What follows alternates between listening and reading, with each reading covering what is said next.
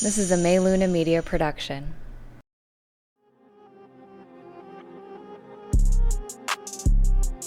Welcome to the Synaptic Soul Podcast, where science meets spirit and they totally make out.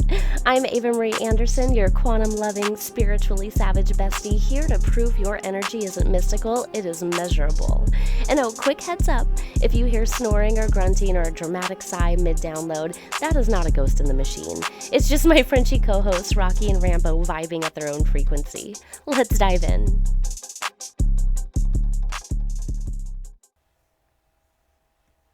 So let's get one thing straight right out of the gate. When I say portal, I am not talking about a swirling CGI vortex that you see in a Marvel movie or the suspicious crack in your drywall that you are convinced that's haunted, but it just needs a little bit of spackle. So in spiritual and neurological reality, a portal is something far more subtle and far more powerful.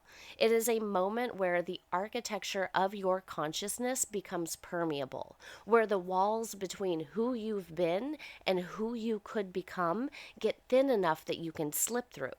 Like a portal isn't a place that you go to. It is a state that you enter. It's a shift in perception, a crack in your identity matrix, and a tiny little neurological window where your brain and your energy body go, we can change now. Like we can rewire. The coding is loose. It is the cosmic version of your soul hitting edit profile. And scientifically, this lines up with what we call state-dependent neuroplasticity. So your brain spends most of its time in predictable beta waves, handling like to-do lists and minor existential dread. But in portal states like grief and love and orgasm and meditation and deep presence and shock and awe and liminality, it shifts into theta or gamma, which are the frequencies where learning and rewiring and a new identity formation becomes possible. So in theta, the subconscious becomes accessible. In gamma, the brain is firing in unified coherence. Like these aren't mystical concepts. It's measurable neurological events that correlate directly with emotional openings and major life pivots. Like portals are also deeply quantum.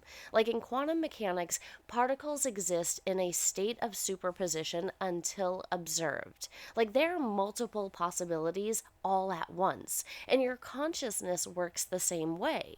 Like most of the time, you're collapsed into one timeline. It's your current beliefs and your identity and your trauma and whatever coping mechanisms you may have and your desires and your fears. But every so often, there's a moment where your field expands and you temporarily return to that superpositional state. Like you can pick a new timeline.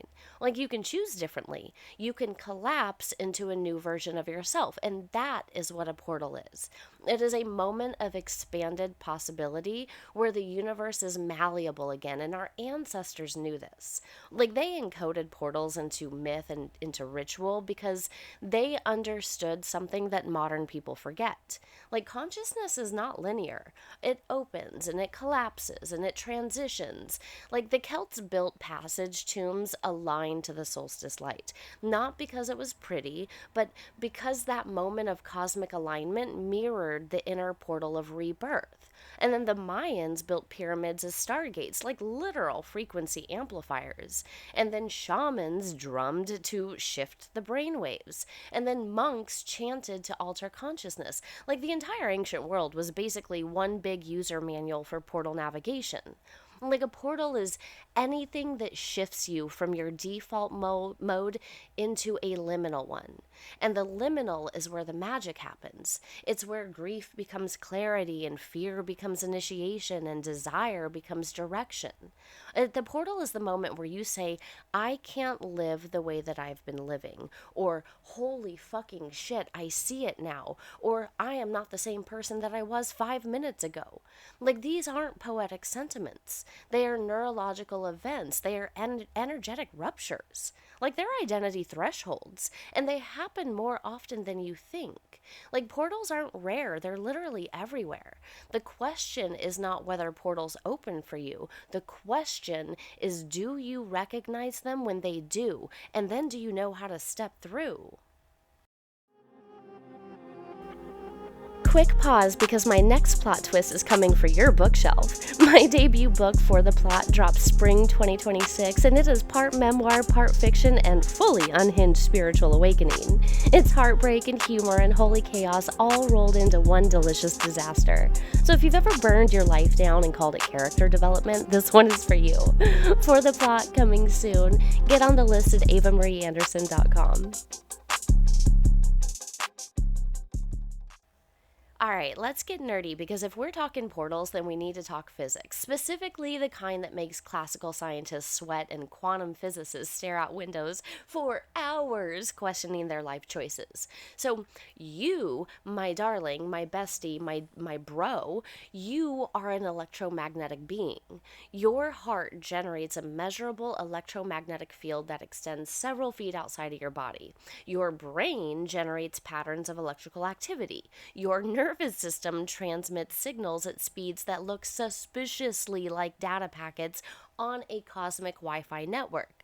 So in other words, you are already functioning like a biological quantum device. And portals, from a physics perspective, are moments when your field becomes highly coherent. And coherence means that, your emotional and your mental and your energetic signals are all synchronized. They're not chaotic, they're not contradictory or fragmented, they're unified. So in coherence, your field becomes stronger and more stable and more receptive. And this is the state where intuition spikes and synchronicity increases, and then your perception widens, like you're tuning into more bandwidth.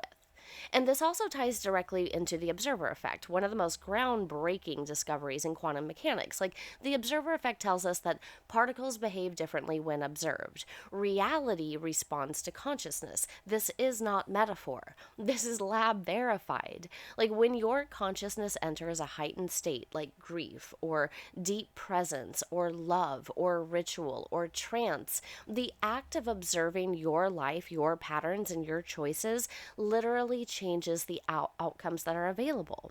Like, you collapse reality differently. And this is why portals often correspond with awakenings or sudden clarity. Like, they shift what you are able to perceive and therefore what you are able to choose. And then, of course, we have to bring up the infamous CIA Gateway project because what is this without referencing like a declassified government document confirming that the things mystics have been saying forever? Like, the Gateway Papers describe how the brain can enter altered states that allow access to non-physical information by achieving hemispheric synchronization, like another word for coherence. So when the brain becomes deeply coherent, consciousness becomes non-local. So translation, your awareness extends beyond the physical. You become multidimensional. Like, you gain access to portals that aren't places but states of expanded perception.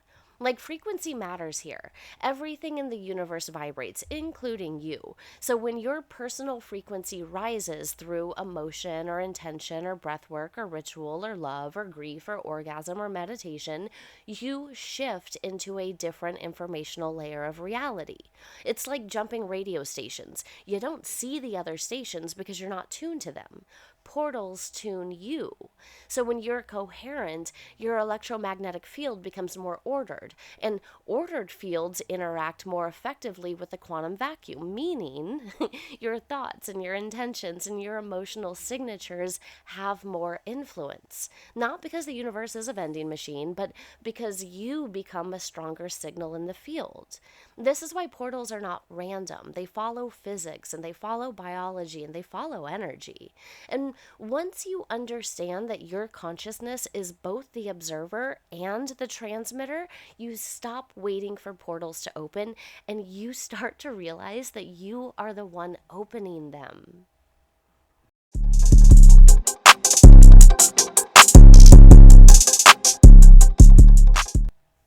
So, if your mind is the observer, then your body is the gateway, like your built in multidimensional interface. So, everything you experience, everything you survive, everything that you desire passes through your nervous system first. And this is why portals aren't just like mystical ideas floating around in space, they are profoundly somatic.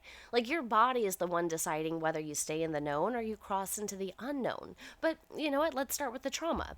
One of the most misunderstood portals that there are, truly. Like, trauma is often framed as injury and a wound and a rupture, and it is. But trauma is also a neurological portal. So, when something overwhelms your system, your brain can no longer maintain the old identity pattern. Like, the narrative fractures and the ego scaffolding collapses. Like, your psyche splits open, not because you're broken, but because the old structure cannot hold who you need to become to survive. So, trauma reorganizes you at the level of identity and intuition and perception and energy. Like, many people awaken spiritually after trauma, not because tragedy is romantic, but because trauma forces the psyche into a portal state. And then there's pleasure. It is the most underrated portal. People pretend is just about orgasms, but let's just be honest. Like, orgasms are portals too. Like, orgasm creates brief moments of ego disillusion where all the sense of self dissolves and the brain enters gamma bursts. So for a split second, you lose your identity and you merge with sensation. That is a portal. And tantric traditions weren't kidding when they said erotic energy awakens consciousness. Sexual energy is voltage. It opens the field. And then there's breath work. It's another deliberate portal mechanism. So when you shift your breathing rhythm intentionally, you override your autonomic system. This creates biochemical changes. Your CO2 drops, your oxygen floods the system, and blood pH shifts, and the brain enters altered states. The default mode network quiets, the subconscious surfaces, and buried truths start to emerge. Like, people meet their ancestors and they heal trauma and they experience visions not because breath work is hippie nonsense, but because it changes your brain chemistry and your electrical activity and your field coherence. And then there's meditation and chanting and shamanic journeying and ecstatic dancing. They all work the same way. Like, they just induce trance, and trance is a portal. Like, trance lowers the barrier between the conscious mind and the subconscious material. It opens the doorway between your personal identity and the larger field of consciousness. And we're going to have to give a nod here too. Yes, psychedelics are the big neon sign you cannot miss this portal variety. Like mushrooms and LSD and ayahuasca, they temporarily disable your brain's predictive coding. It's that mechanism that filters out 99% of the sensory information so that you don't get overwhelmed. So with that filtered down, you perceive the raw universe. Like, you see the architecture, you see beyond the veil of your own programming. But here's the best part. Like, you don't need psychedelics to open a portal. Your body already knows how. Like, trauma and grief and pleasure and breath and stillness and awe and shock and surrender. Your biology is designed to shift consciousness. Portals aren't mystical exceptions. They are the natural mechanics of human transformation. You know how everybody loves to say love and light? Yeah, but what about the black holes? Like, this is where Morgan Garza comes in, the shadow work queen herself. Her podcast, Love, Light, and Black Holes, is where mysticism meets the messy middle.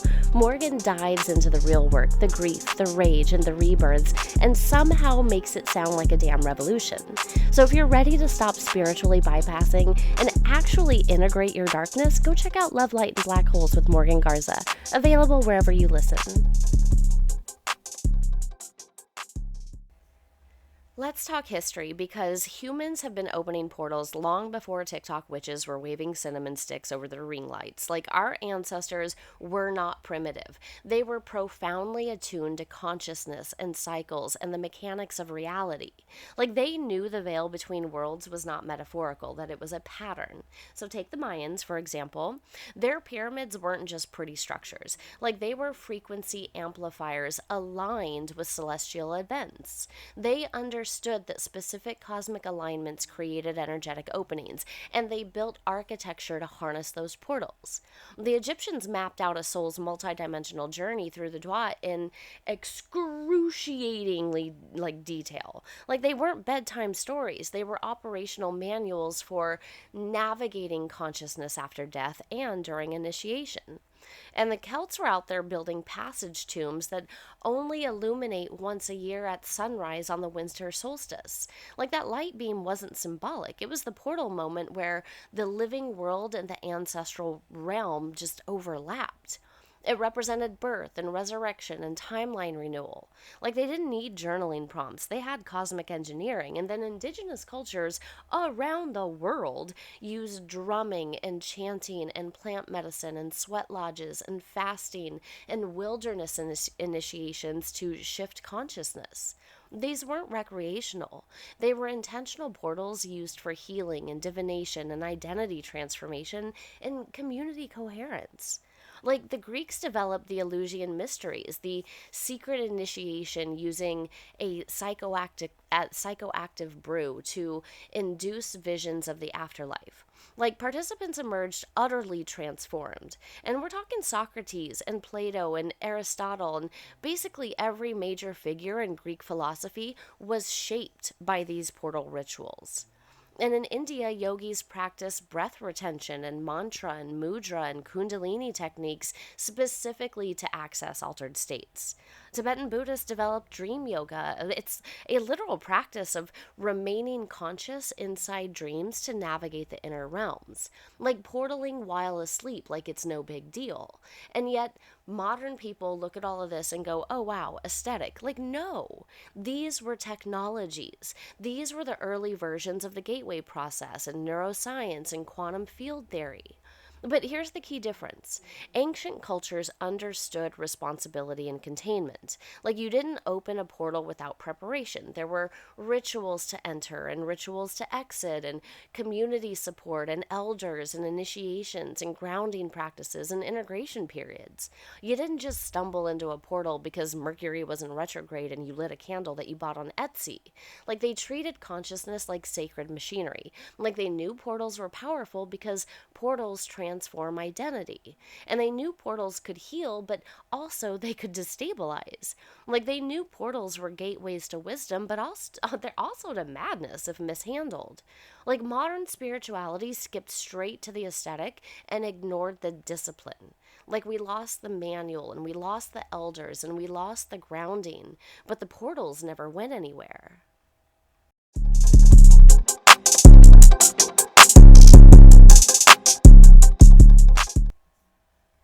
All right, let's talk about the danger, and not in a fear mongering way, but in a responsible, please don't go ripping open energetic holes that you can't sew shut kind of way. Because while portals can be gorgeous and transformational, they can also come with risks. Why? Because a portal is a moment of heightened permeability. Your psyche is open, your energy is open, your subconscious is open. It's like you left your emotional house unlocked and yelled, "Come on in, everybody." And that might be fine if you have good spiritual boundaries, but it's less fine if you don't. So, one of the biggest dangers is misinterpreting trauma activation as divine insight. So, when your nervous system is dysregulated, everything feels like a sign, a synchronicity, or a message. But not everything that feels spiritual is spiritual. Like sometimes it's just your stress hormones cosplaying as intuition. Portals amplify whatever is active in your system. If you're in coherence, you're going to get clarity. If you're in chaos, you get confusion masquerading as cosmic wisdom. Like discernment is crucial. And another danger is energy leakage. Like if you open a portal but you don't close or integrate it, your energy field remains cracked open. And this leads to exhaustion and brain fog and emotional volatility and feeling like your soul is simultaneously in 5 timelines but committed to none. Like you're leaking energy because the container, your identity structure, is unsealed. And then there's the issue of uninvited influences, like some traditions call entities or attachments or thought forms, not like Hollywood demons, more like energetic debris. So when you're open, you can pick up shit that isn't yours, like the collective fear or ancestral residue or unresolved emotional imprints. And it happens more often than you'd like to think, and this is why grounding and closing practices matter. And then there's timeline slippage.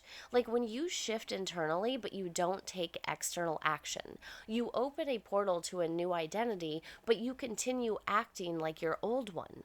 This creates psychic fragmentation where your intentions and behaviors contradict each other. You're half in the new life and you're half in the old, and your system burns out trying to hold on to both. And then, of course, there's the classic people open portals that they don't know how to close. I have done this. They do a breathwork session or have a psychedelic breakthrough or call in cosmic forces with zero containment and then just walk away. Like they treat portals like Netflix episodes, and you can't do that.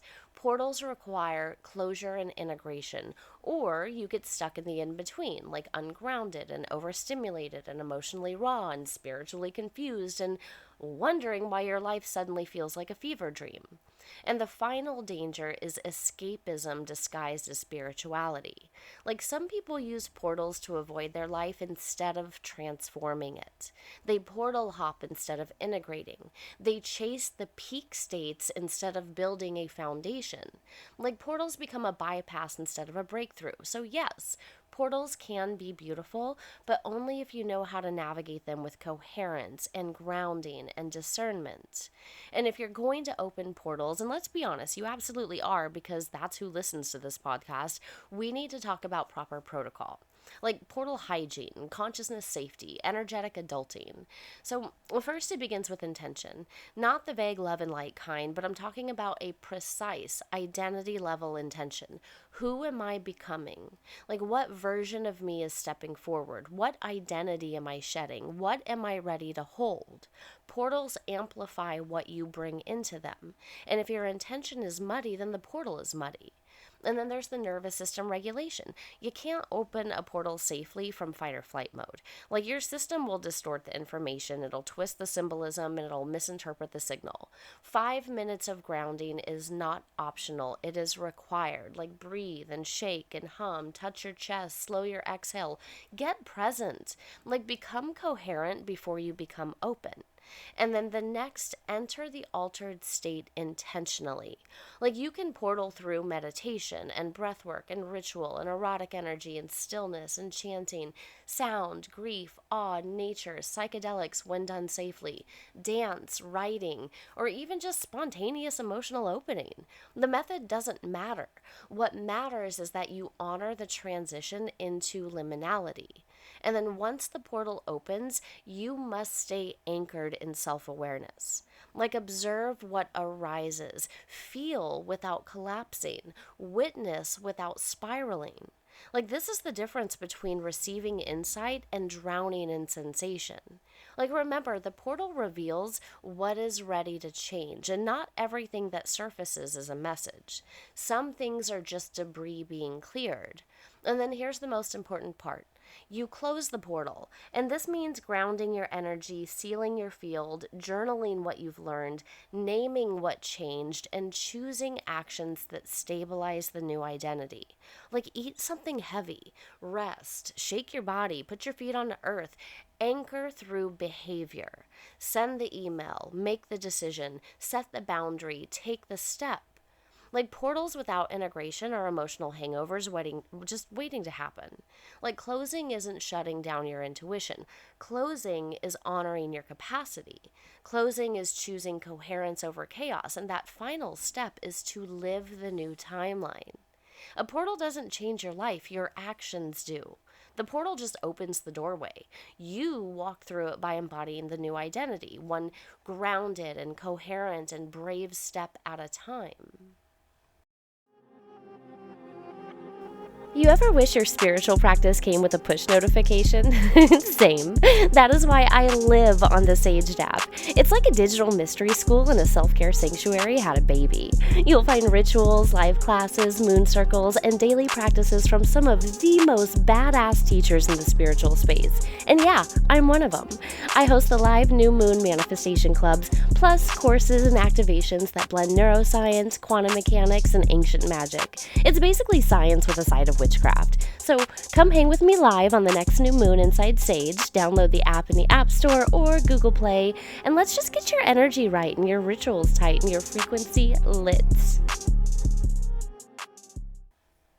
I didn't learn about portals from books. I learned about portals the way most people do, and that's by surviving them, by falling into them, by accidentally opening them because my soul whispered more and I said okay without understanding the cosmic paperwork of it all.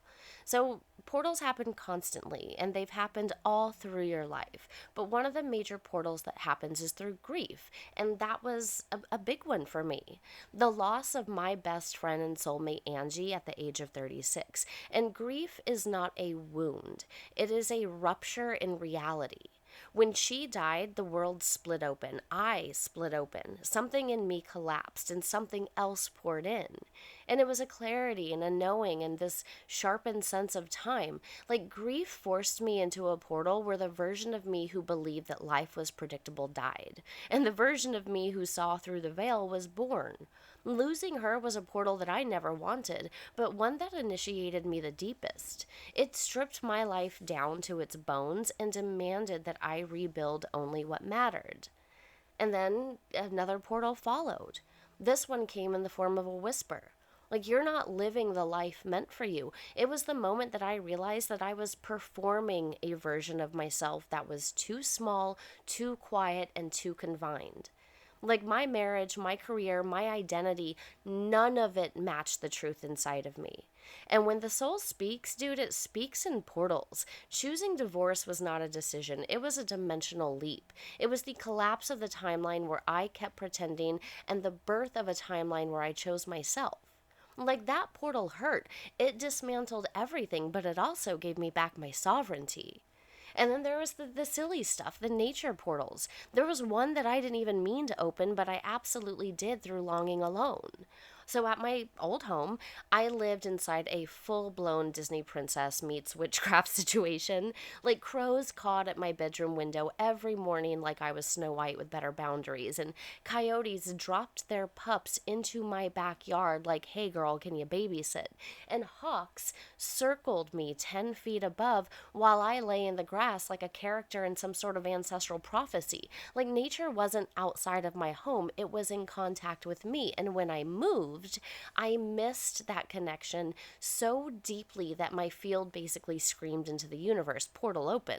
Like I didn't do a ritual, I didn't call in the animal spirits, I simply longed for that intimacy and nature said say less.